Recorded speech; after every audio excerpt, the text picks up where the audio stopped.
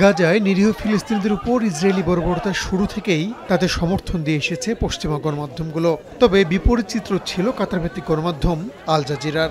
ইসরায়েলের নারকীয় তাণ্ডবের খবর আন্তর্জাতিক সম্প্রদায়ের সামনে তুলে ধরেছে সংবাদ মাধ্যমটি। আল জাজিরার চোখে বিশ্ববাসী প্রতিনিয়ত দেখেছে সাধারণ ফিলিস্তিনিদের কিভাবে হত্যা করছে নেতানিয়াহু প্রশাসন। আর এতে ইসরায়েলে চক্ষুশূল হয়ে ওঠে সংবাদ মাধ্যমটি। গাজায় টার্গেট করে হত্যা করা হয় আল জাজিরার সংবাদকর্মী সহ তাদের পরিবারের সদস্যদের। এতেও ক্ষান্ত হয়নি দখলদার ইসরায়েল। এবার গণমাধ্যমটির সম্প্রচারই বন্ধ করে দেয়া হলো। রোববার আল জাজিরাকে জাতীয় নিরাপত্তার জন্য হুমকি দাবি করে টেলিভিশন চ্যানেলটির সম্প্রচার বন্ধে ইসরায়েলের পার্লামেন্টে একটি প্রস্তাব পাশ হয়। এর অল্প সময় পরই জেরুজালেমে আল জাজিরার অস্থায়ী অফিসে হানা দেয় ইসরায়েলি পুলিশ। অভিযান চালিয়ে জব্দ করা হয় সব সরঞ্জাম।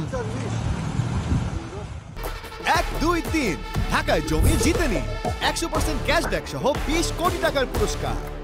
এদিকে নেতানিয়াহু সরকারের এই সিদ্ধান্তের নিন্দা জানিয়েছে আল জাজিরা মিডিয়া নেটওয়ার্ক। সব অভিযোগ নাকচ করে একে বিপজ্জনক ও হাস্যকর বলে অভিহিত করা হয়েছে।